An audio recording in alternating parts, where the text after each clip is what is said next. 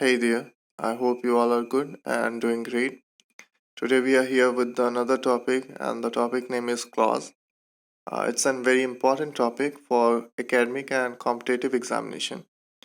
काफ़ी मैसेजेस मुझे मिले हैं क्लास के लिए, जिसकी वजह से मैं ये वीडियो अभी बना रहा हूँ। तो आप अपना कीमती समय प्लीज़ इस टॉपिक को दीजिएगा, क्योंकि ये एक ऐसा टॉपिक है जो कि काफ़ी इम्पोर्टेंट है। अच्छा, सबसे पहले इसको हम समझते हैं क्या लिखा हुआ है। इसमें एक क्वेश्चन पुट अप होता है। सबसे पहले क्या आता है कि व्हाट इज क्लॉज। क्लॉज क्या है, ठीक है। तो क्लॉज को हम समझते हैं। A clause is a group of words which forms the part of a sentence and has a subject and a predicate of its own. क्या कह रहा है कि क्लॉज जो है वो शब्दों का ऐसा समूह है जिसमें क्या होता है, सब्जेक्ट होता है और प्रेडिकेट भी होता है। अच्छा, सब्जेक्ट और एक मान के चले कि फाइनाइट वर्ब, दो चीजें मिलके क्या करती हैं, क्लॉज का फॉर्मेशन करती हैं, ठीक है। कई सारे क्लॉज मिलके एक सेंटेंस को बनाते हैं, ना कि एक सेंटेंस कई सारे क्लॉजेस को बनाता है, ठीक है। जैसे आपने कंप्यूटर यूज किया होगा, तो कंप्यूटर में क्या होता है कि उसमें आप फोल्डर क्रिएट करते हैं। फोल्डर के अंदर भी कई बार आप फोल्डर बनाते हैं, तो वो दोनों फोल्डर ही होते हैं, बट उनके नाम चेंज हो जाते हैं। यानी जो आपने सबसे पहला फोल्डर बनाया है वो फोल्डर होता है, बट उस फोल्डर के अंदर अगर आपने कभी भी कोई चीज़ बनाई है तो वो सब फोल्डर के नाम से जाना जाता है, कभी भी उसको फोल्डर नहीं कह सकते, ठीक है। तो यहाँ भी वही चीज़ है कि कई सारे क्लॉज मिलके एक सेंटेंस को बनाते हैं। सेंटेंस का मतलब आपको पता ही होगा, ठीक है। सेंटेंस जो होता है उसको कहते हैं हम वाक्य, और क्लॉज जो होता है उसे हम कहते हैं उपवाक्य। यानी उपवाक्य कई सारे मिलके एक वाक्य का फॉर्मेशन करते हैं, ठीक है। चलिए देखिए, तो सबसे पहले सेंटेंस होगा। अगर इस मैप में आप देखें तो सेंटेंस के बाद क्लॉज आता है, और क्लॉज के अंदर ये सारी चीज़ें आएंगी। क्लॉज के अंदर तीन चीज़ें आएंगी। कौन कौन सी? ये तीन काइंड है क्लॉज के। पहला होता है प्रिंसिपल क्लॉज, दूसरा होता है सबऑर्डिनेट क्लॉज, और तीसरा होता है कोऑर्डिनेट क्लॉज, ठीक है। प्रिंसिपल क्लॉज को दो और नाम होते हैं, उन नामों से भी हम जानते हैं। दो नाम कौन से होते हैं? पहला होता है इंडिपेंडेंट क्लॉज और दूसरा होता है मेन क्लॉज। यानी प्रिंसिपल क्लॉज, इंडिपेंडेंट क्लॉज और मेन क्लॉज, ये तीन नाम होते हैं सिर्फ प्रिंसिपल के, ठीक है। फिर आता है आपका सबऑर्डिनेट क्लॉज। इसको हम इंडिपेंडेंट के जगह पे डिपेंडेंट कर देते हैं, यानी सबऑर्डिनेट क्लॉज जो है वो डिपेंडेंट क्लॉज के नाम से भी जाना जाता है। तीसरा आपका आता है कोऑर्डिनेट क्लॉज, ठीक है। तो कोऑर्डिनेट क्लॉज का कोई दूसरा तीसरा नाम नहीं होता है, इसका सिर्फ एक ही नाम है। आज के वीडियो में सिर्फ हम ये तीन चीज़ों ही सीखेंगे। उसके बाद फिर जब आप जाएंगे तो देखेंगे कि सबऑर्डिनेट क्लॉज में तीन काइंड होते हैं, नाउन क्लॉज, एडजेक्टिव क्लॉज और सबऑर्डिनेट एडवर्ब क्लॉज, ठीक है। ये तीन चीज़ें हम नेक्स्ट वीडियो में समझेंगे और सीखेंगे, क्योंकि ये काफ़ी लेंदी वीडियो हो जाएगा, जिसकी वजह से आपको हो सकता है कि ज़्यादा देर पढ़ने से कन्फ्यूज़न भी क्रिएट हो। तो हम काफ़ी छोटा बनाएंगे वीडियो ताकि वो अच्छे से समझ में आ सके आपको, ठीक है। तो सबसे पहले हम क्लॉज को देखते हैं, ठीक है। कुछ सेंटेंस यहाँ पे लिखे हुए हैं, उन सेंटेंस को आप देखिए, और जो ये डिटेलिंग लिखी हुई है इसको पढ़ने की ज़रूरत नहीं है, मैं आपको बता रहा हूँ उतना काफ़ी है। सबसे पहले देखिए क्लॉज में क्या दे रहा है। पहला सेंटेंस है I can not tell where she lives. क्या कह रहा है? मैं ये आपको नहीं बता सकता कि वो कहाँ रहती है। आप देख रहे होंगे कि इस सेंटेंस को दो कलर से बनाया गया है, ठीक है। पहला जो है वो भी एक क्लॉज में आ जाता है, क्योंकि आई और टेल दो चीज़ें आपको मिल जा रही हैं। कैन नॉट जो है आपका मॉडल वर्ब है, तो उसको हम अभी काउंट नहीं करते हैं, बट आपका एक सब्जेक्ट है और एक टेल है जो कि वर्ब है, ठीक है। वेयर शी लिव्स, इसमें भी देखेंगे तो सी जो है आपका एक सब्जेक्ट है और लिव्स जो है एक वर्ब है। यानी जो भी इसके बनेंगे क्लॉजेस, ठीक है, इसमें इस सेंटेंस में दो क्लॉज आपको दिख रहे होंगे, ठीक। तो जो भी इसमें क्लॉजेस बनेंगे, अब ये पूरे क्लॉजेस मिलके, दो क्लॉज मिलके क्या बना रहे हैं, एक सेंटेंस बना रहे हैं, ठीक है। इसी तरह से बाकी सेंटेंस भी आप देखिए। He does not want to tell us what his mother said about Naina, ठीक है। He knows and he hates me, ये सारे सेंटेंस क्या है, अलग अलग क्लॉज से मिलके एक सेंटेंस का फॉर्मेशन कर रहे हैं। अगर किसी ने पूछा आई कैन नॉट टेल, अगर ये पूछे कि क्या है, तो आप कभी इसको ये मत कहिएगा कि ये आपका एक सेंटेंस है, ये हमेशा आपका एक क्लॉज होगा। वेयर शी लिव्स, ये भी आपका क्लॉज होगा, और जब इन दोनों को मिला देंगे तो क्या होगा, वो एक आपका सेंटेंस का फॉर्मेशन होगा, ठीक है।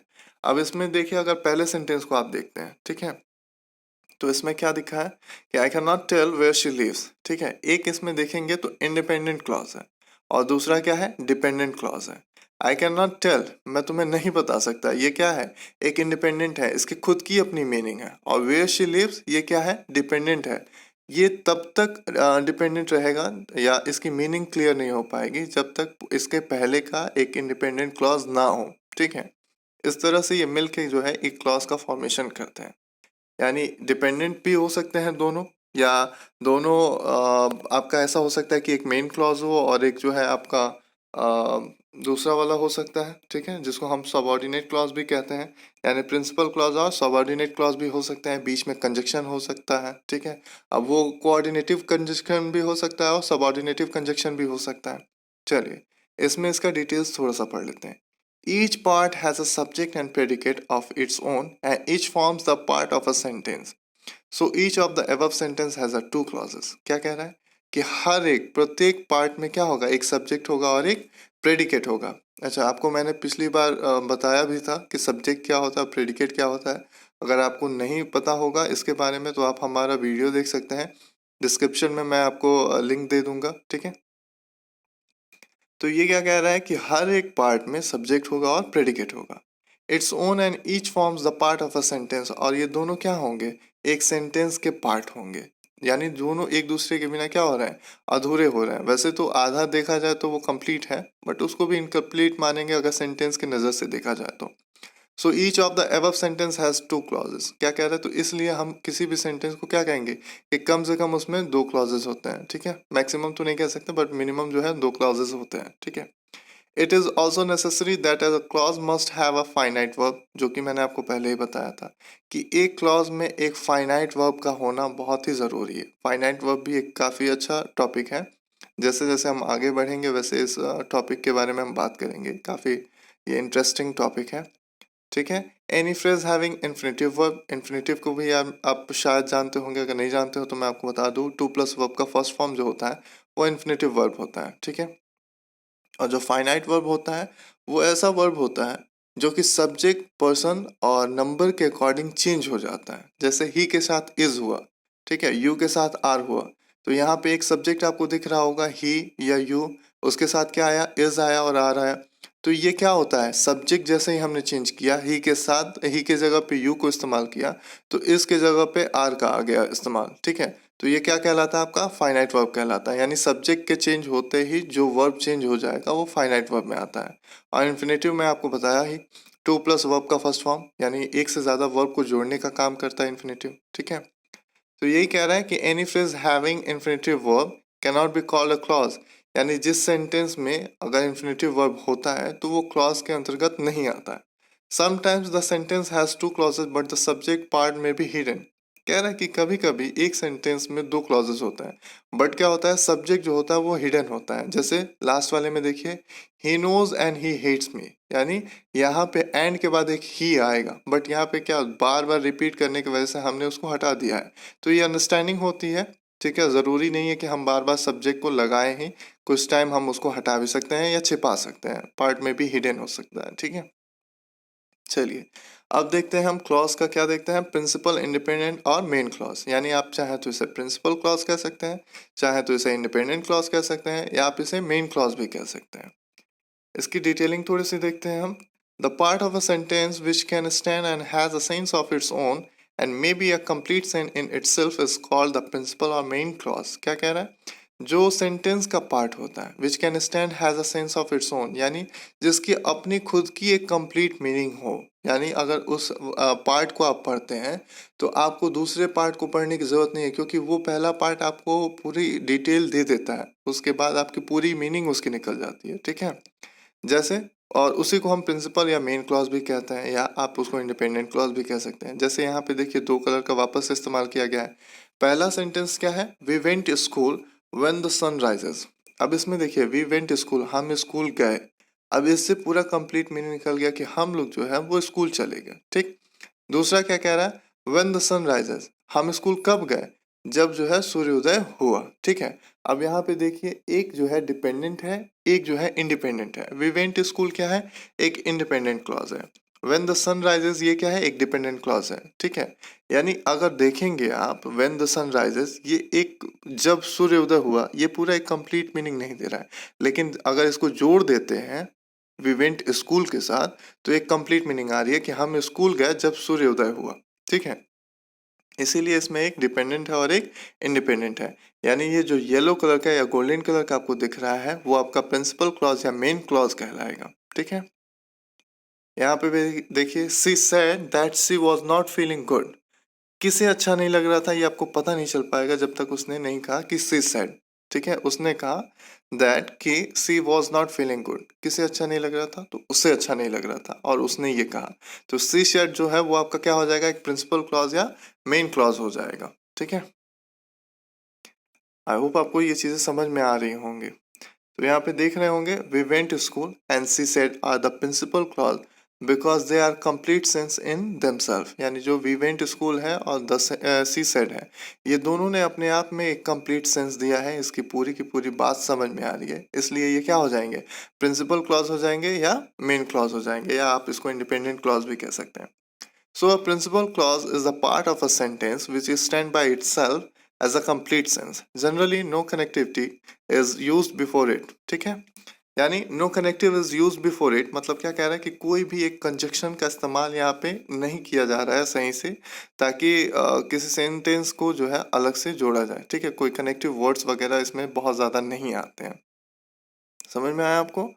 यानी यहाँ पे अगर आप ध्यान से देखेंगे तो आपको दिख रहा होगा कि we went to school when the sun rises. इसमें बहुत ज़्यादा इंपॉर्टेंट कोई चीज़ें नहीं है, आपको सिर्फ समझने की देर है कि we went to school when the sun rises, यानी हम स्कूल चले गए जब सूर्योदय हुआ। ठीक है, तो पहले वाला जो पार्ट है उसमें आपको पूरा एक कंप्लीट मीनिंग मिल रहा है, और जिस भी सेंटेंस में या क्लॉज में हमें एक कंप्लीट मीनिंग मिलेगी वही हमारा प्रिंसिपल क्लॉज या मेन क्लॉज कहलाएगा। चलिए, इस एग्जाम्पल के साथ हम दूसरा वाला भी स्टार्ट करते हैं। ठीक है, बहुत ज़्यादा डिफरेंसेस नहीं रखेंगे ताकि आपको कंफ्यूजन हो।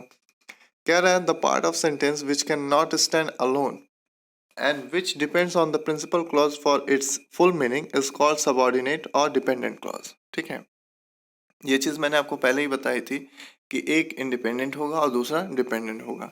तो इस सेंटेंस में देखिए, आपस से आप देख सकते हैं कि मैंने आपको बताया था व्हेन द सन राइजेस, ये क्या है, डिपेंडेंट क्लॉज है, क्योंकि इसकी पूरी मीनिंग तब तक नहीं निकल पाएगी जब तक इसके पास एक इंडिपेंडेंट क्लॉज नहीं होगा।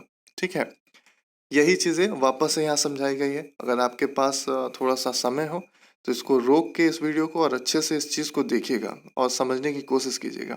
अगर आपको कहीं भी कंफ्यूजन होती है तो आप मुझे इसका, आप कमेंट बॉक्स में भी जाके कमेंट कर सकते हैं, हम उसको पढ़ेंगे और उसको सॉल्व करने की कोशिश करेंगे। यहाँ पे देखिए, when the sun rises and that she was not feeling good are subordinate clause because they cannot stand alone and they are dependent on the principal clause for their full meaning। क्या कह रहा है कि ये जो ऊपर के golden lines हैं, ठीक है, ये कभी भी अपनी प्रॉपर मीनिंग्स नहीं दे पाते हैं, फुल मीनिंग नहीं दे पाते हैं, ये डिपेंडेंट होते हैं इंडिपेंडेंट क्लॉज पे, इसीलिए ये क्या कहलाएंगे, आपके सबऑर्डिनेट क्लॉज कहलाएंगे।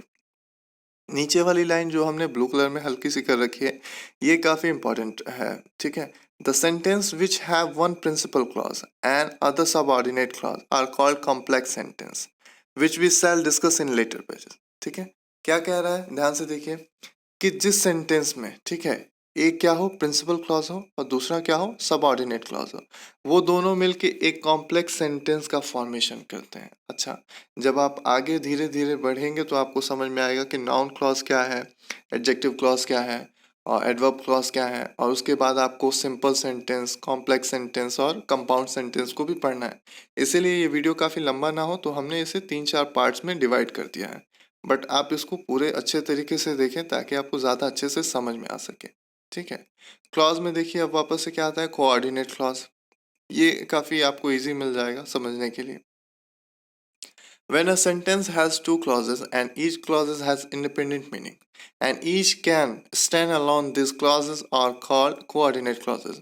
Thus, a coordinate clause has equal status with the main clause। क्या कह रहा है कि एक सेंटेंस में जब आपको दो क्लॉजेस मिले और दोनों क्लॉज क्या हो, इंडिपेंडेंट क्लॉज हो, यानी अपनी मीनिंग पूरी तरीके से दे रहे हो, उसमें आपको कहीं भी सोचना ना पड़े। ठीक है, वो सारे आपको कहाँ मिलेंगे, कोऑर्डिनेट क्लॉज में मिलेंगे। ठीक है, उनका इक्वल स्टेटस होता है। जैसे आई कैन नॉट रीड, मैं पढ़ नहीं सकता, अब ये क्या हो गया, फॉर लगा के हमने क्या लिख दिया, इट इज डार्क। अब इसकी पूरी मीनिंग जब आप पढ़ते हैं तो क्या निकलता है, I can not read for it is dark, मैं ये अच्छे से नहीं पढ़ सकता क्योंकि इट इज डार्क, ये क्या है, काला है या यहाँ अंधेरा है। ठीक है, अब यहाँ देखिए, फॉर आप सोच रहे होंगे कि प्रीपोजिशन होता है, ठीक है, के लिए होता है, नहीं, यहाँ पे ये कंजक्शन का काम कर रहा है और इसका मतलब क्या हो जाता है, क्योंकि। ठीक है, चलिए तो इसको देखिए, दोनों का कंप्लीट मीनिंग निकल रहा है। आई कैन नॉट रीड मतलब मैं नहीं पढ़ सकता, इट इज डार्क ये काला है। तो ये दोनों के दोनों क्या कर रहे हैं, एक कंप्लीट मीनिंग दे रहे हैं, दोनों के दोनों एक प्रिंसिपल क्लॉज है, ठीक है।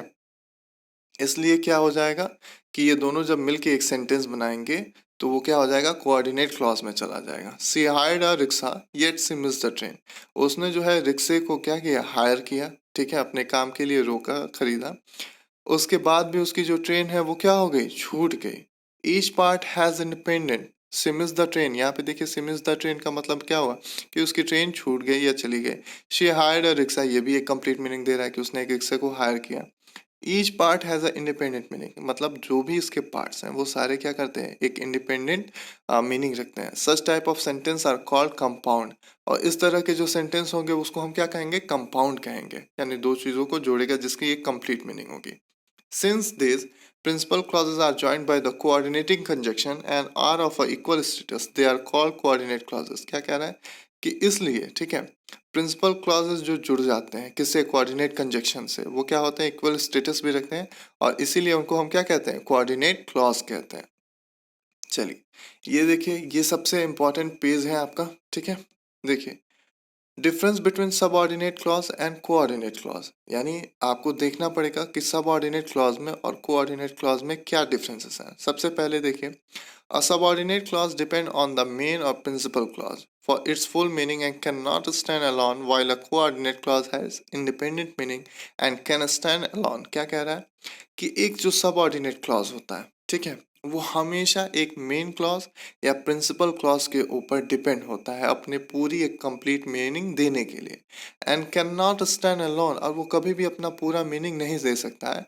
वाइल उसी दौरान अ coordinate clause has independent meaning, उनके जो कोऑर्डिनेट क्लॉज क्या होता है उसके पास अपनी इंडिपेंडेंट मीनिंग होती है, यानी दोनों के पास क्या होता है, एक कंप्लीट मीनिंग होता है। एंड कैन स्टैंड अलोन, और दोनों का अलग अलग एक मीनिंग निकल सकता है। वहीं पे अगर आप दूसरा देखते हैं, subordinate clause is introduced by subordinate conjunction which are as follow। कह रहा है कि जो भी subordinated clause होंगे उसके पहले जो होता है subordinate conjunction लगता है उस सेंटेंस में, जिसको आप देखेंगे तो काफी इजीली जो है आप उस चीज को पढ़ भी सकते हैं और एक बार में आप समझ भी सकते हैं, ठीक है। चलिए तो मैंने यहाँ पे इसको छोड़ दिया है, आप चाहें तो इसका एक स्क्रीनशॉट ले सकते हैं। जैसे एज दिया है, सिंस दिया है, बिकॉज है, वेदर है, प्रोवाइडेड है, ये सारे क्या हो जाएंगे, सबऑर्डिनेट कंजक्शन कहलाएंगे। कई बार जब आपने कंजक्शन पढ़ा होगा, कुछ लोगों ने पढ़ा होगा, कुछ लोगों ने नहीं पढ़ा होगा। जो लोग पढ़े होंगे उन्हें पता होगा कि सबऑर्डिनेट कंजक्शन क्या होता है और कोऑर्डिनेट कंजक्शन क्या होता है। अगर नहीं पता है तो हम बहुत ही जल्दी इस पे एक वीडियो बनाएंगे जिससे आपको पता चल जाएगा, ठीक है। देखिए लास्ट में क्या लिखा है, while a coordinate clause is introduced by coordinate conjunction which are as follow। अब ये नीचे वाला जो ब्लैक कलर में है वो कोऑर्डिनेट कंजक्शन है, जो ये रेड कलर में आपको दिख रहा है वो आपका सबऑर्डिनेट कंजक्शन है। दोनों को रोक के या आप किसी कॉपी में, किसी नोटबुक में आप नोट कर लीजिएगा, या इसको स्क्रीनशॉट लेके आराम से इसको पढ़िएगा, ठीक है। ये आपको काफ़ी हेल्प करेंगे, ठीक है। अच्छा, इसमें देखिए मैं आपको कुछ चीज़ों को बताने वाला था जो मैं आपको बता रहा था कि लास्ट में हम आपको बताएंगे ताकि आपको क्या हो, कुछ बेनिफिट हो जाए, ठीक है। इसमें बेनिफिट करने वाली चीज़ें क्या है, सबसे पहले पहचानना हमें ज़रूरी है कि क्या होता है, ठीक है। अब देखिए क्लॉज को पहचानने के लिए तीन चीज़ें आपको जानना बहुत ज़रूरी है। सबसे पहला कि वो ग्रुप ऑफ वर्ड्स हो, यानी शब्दों का समूह होना चाहिए। सब्जेक्ट एंड वर्ब, उसके पास एक सब्जेक्ट होना चाहिए और एक वर्ब होना चाहिए। वर्ब में कैसा, एक फाइनाइट वर्ब होना चाहिए जो कि सब्जेक्ट के चेंज होने पे चेंज हो जाए, ठीक है। फिर क्या कह रहा है, it has a complete meaning itself, और उसकी अपनी खुद की मीनिंग निकलनी चाहिए, किसमें, प्रिंसिपल क्लॉज में। अगर नहीं निकलता है तो वो फिर डिपेंडेंट में चला जाएगा, ठीक है। जैसे फॉर एग्जाम्पल देखिए, सी ईट फूड रेगुलरली, ठीक है। अब इसमें क्या दे रहा है कि एक कंप्लीट मीनिंग आपको मिल रही है, ठीक है। सी ईट फूड रेगुलरली यानी वो रोज प्रतिदिन खाना खाती है। फिर देखिए दूसरा आ जाता है आपका इंडिपेंडेंट क्लॉज में, यू कैन गो, ठीक है। अब देखिएगा ध्यान से इस चीज को समझिएगा, मैंने सिर्फ बताया सी ईट फूड रेगुलरली, इसमें क्या है, एक सब्जेक्ट है, एक वर्ब है, और ये दोनों मिलके क्या बना रहे हैं, एक क्लॉज बना रहे हैं, ठीक है। सब्जेक्ट और सॉरी, सी और इट मिलके क्या बना रहे हैं, एक क्लॉज बना दे रहे हैं, क्योंकि इसमें एक सब्जेक्ट है और एक वर्ब है, ठीक है। अब देखिएगा ध्यान से, इंडिपेंडेंट क्लॉज, ठीक है। इंडिपेंडेंट क्लॉज का एक एग्जाम्पल मैं आपको दे रहा हूँ, यू कैन गो, ठीक। क्या मैंने बताया आपको, यू कैन गो। अब दूसरा होता है डिपेंडेंट क्लॉज, उसमें क्या आएगा, वेर एवर यू लाइक। अब इन दोनों को जब आप जोड़ेंगे तो क्या बनेगा, you can go wherever you like, यानी आप जहां चाहे वहां जा सकते हैं। एक इंडिपेंडेंट क्लॉज है और दूसरा आपका डिपेंडेंट क्लॉज है। एक की पूरी मीनिंग निकल रही है और दूसरे की मीनिंग बिल्कुल भी नहीं निकल रही है जब तक वो पहले वाला ना उसके पास आ जाए। ठीक है, तो इस चीज को आप नोट करके एक बार वापस से ट्राई कीजिए, देखिए। ठीक है, इंडिपेंडेंट क्लॉज में कंप्लीट मीनिंग होगी, डिपेंडेंट क्लॉज में उसकी कंप्लीट मीनिंग नहीं होगी। ठीक है, तो अगर आपको किसी भी तरह का कोई भी कंफ्यूजन इस वीडियो से रिलेटेड है, ठीक है, तो आप हमें बताएं, हम ज़रूर कोशिश करेंगे कि आप उसको अच्छे से समझ पाएँ और हम उसे सॉल्व कर पाएँ। तो अगर आपको अच्छा लगा हो ये वीडियो तो प्लीज़ आप उसको सब्सक्राइब भी कीजिएगा, लाइक भी कीजिएगा और हो सके तो शेयर कीजिएगा, क्योंकि ये एक एजुकेशनल वीडियो है और जितना आप शेयर करेंगे उतना आपको भी अच्छा लगेगा और हमें भी अच्छा लगेगा। तो आपके प्रीशियस टाइम के लिए बहुत बहुत शुक्रिया। Thank you so much.